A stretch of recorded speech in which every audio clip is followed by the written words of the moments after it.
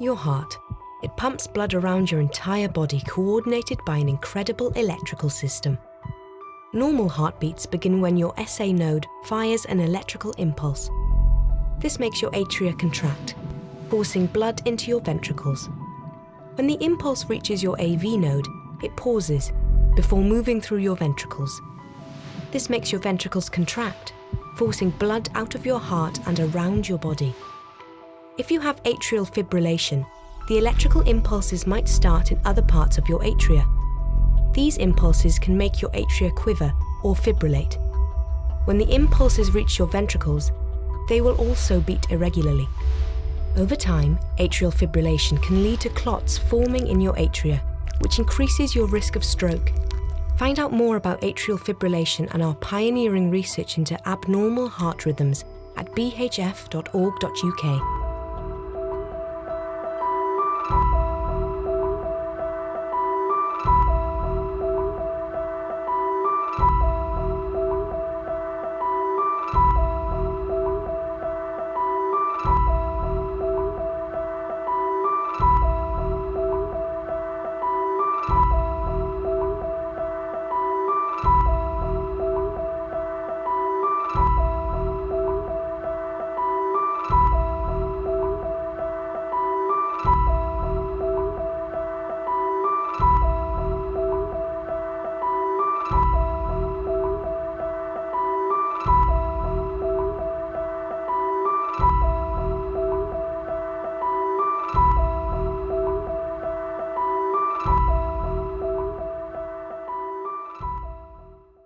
Hi, I'm Ella Tighe.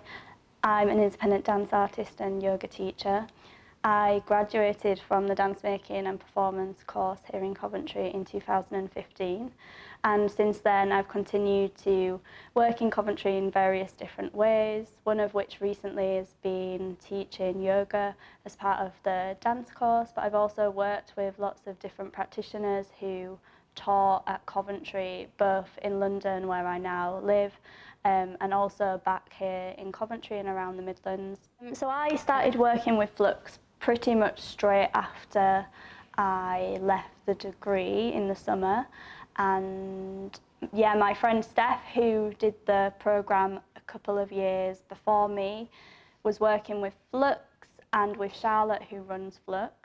And FLUX actually emerged from Charlotte and her work on the dance programme, so it was her final major project, which she then developed into a company which has been in existence since then.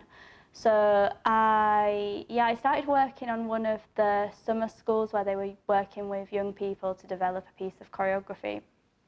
And FLUX does various different things, so there's a performance element, we make work, and we've worked with different science-based companies, so FLUX works between science and dance, and we've worked with the University of Oxford in different capacities looking at epigenetics, and then in relation to this solo I've performed atrial fibrillation.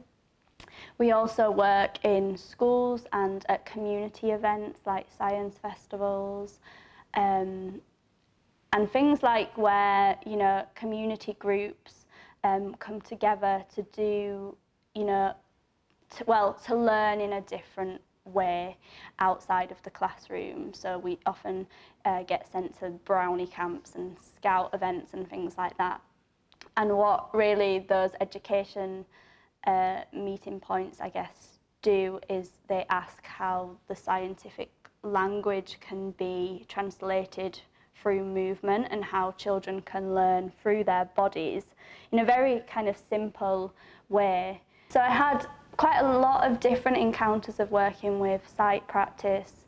The earliest was the site-specific module on the dance programme, and we worked in different sites such as the War Memorial Park, we worked in the city, we worked in the Old Lanchester Gallery. And I also performed in 2 works by Lizzie Lacane, one of which was in the Old Lanchester Gallery with the concrete floor. And then the other was called City Dance, and we did it in the town square outside of Primark. So we had this direct relationship with the public and, yeah, the different kind of day-to-day-ness of the city. And I guess that relationship with working, particularly a lot of those were in gallery spaces, this particular solo that I've chosen to perform in the new Lanchester Gallery, that was mainly because the solo itself was originally performed in a museum, so I was looking for something which had similar kind of quality, although a museum is different to a gallery, but particularly a space where there's not so much kind of external influences feeding in on the work, so the work could, I guess, tell its own narrative and speak for itself. I guess, you know, when you come and study on a dance programme somewhere, you tend to spend a lot of time working in the studio, and it's quite isolating actually from the rest of the world. You're in this little bubble, and there's something about when you take those practices outside, and you know, most of these practices were kind of improvised or somatic-based work, so also, you know, maybe not recognisable to the general public, and it offers this, or it offered me in particular, this relationship where I could really see the different people, the different walks of life, the diversity, and seeing people notice the work in a very particular way, which, yeah, it just connects what you're doing to a wider network somehow. I had various different encounters with a variety of different dance artists, some of who were quite local to Coventry, some who were brought in various different capacities, some from overseas, some from across the UK. And those people, people like Eva Karzak, Miranda Tufnell, I've continued to work with in different capacities, whether that's taking class or through my role at Independent Dance when I first moved to London, in different ways. So their practice has fed into my practice and continues to do that from when I first encountered them here in Coventry. So I started working with Rosa and the flamenco work she was doing. She started running weekly classes, and I went along because I wanted to try a dance form that I'd never experienced before, and get a taste of that. I felt like I was so firmly rooted in contemporary that it would be nice to experience something different. So I went to these weekly classes, and then Rosa started, you know, bringing a little bit more visibility towards, I guess, her flamenco practice and how she curated that within the city. So for the second event that she did, Flamenco Coventry, I created a piece of work on, I think it was 9 young women who were sixth form students from the Arthur Terry School in Birmingham. And I was taking ideas from the flamenco tradition, the stereotypes, the Roma history, particularly centred around women, and thinking about those concepts in relation to my contemporary dance training and practices. And yeah, so I made a piece which was performed in the Old Lanchester Gallery. They came and performed it as part of that evening where there was various other different pieces of work happening, and we also performed some solo works. Yeah, for the past year I've been developing a solo practice which really is centred around, in a way, me figuring out what my practice is at this stage of, I guess, my career, and taking all the different experiences that I've had in the different places, so Coventry included, and thinking about how those practices that I've encountered feed into my own practice.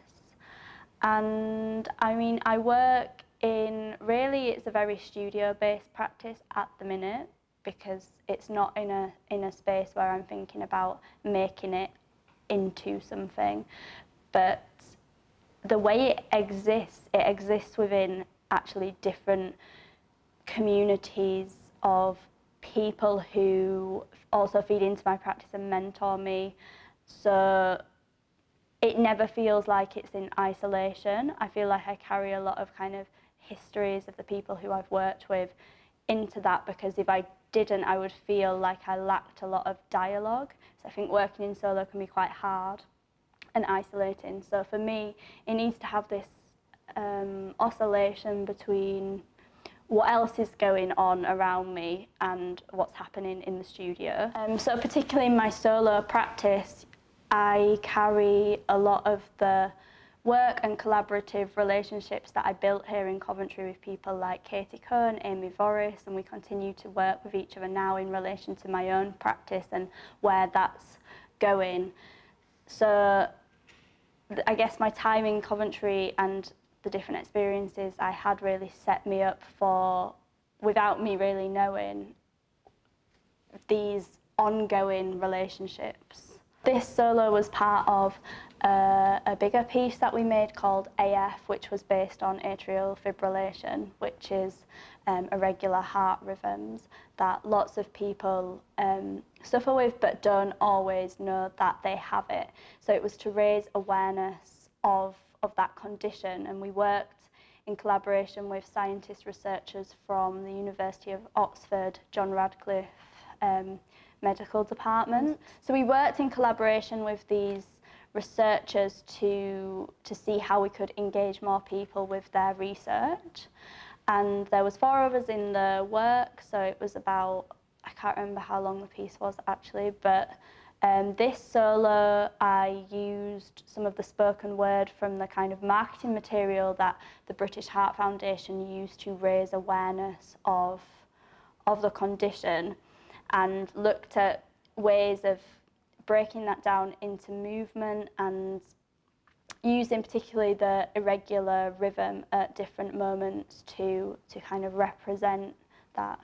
And I just remember being barefoot in this kind of chain of people, because we were working with kind of tension and this kind of weaving line of people.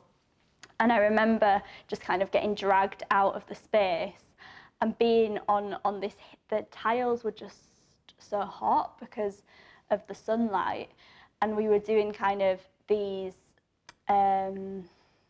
what's the word? We were doing these movements where, you know, if one person went down to the floor, we would all go down to the floor in backwards rolls and things like that, and just feeling the surface of the heat against the skin. It just felt, it was like an experience of Coventry that I hadn't had before, because, you know, the weather's not always that great, and as students you're not always here over the summer months. And yeah, just kind of being taken by this wave of the tension of this line, ending up outside and just, yeah, seeing the sky from lying down. It just felt really, yeah, bizarre that I'd, you know, walked past this place every day, and this was the first time I was kind of rolling around outside. Coventry for me as a dancer and as a person who lived here for 3 years, every time I get off the train and I come back, it just has this kind of warm feeling, because there's so many lovely and rich memories and, you know, relationships that you've had with people and experiences. And, you know, I think it was really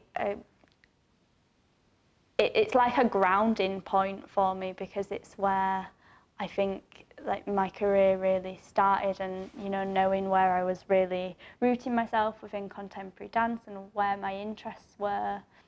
So it kind of, it opened up to me in particular this world of improvisation and somatic based practices, and that's, you know, where the world I've gone into since having that experience here. So I always feel quite at home here in a way, even though it's not my home.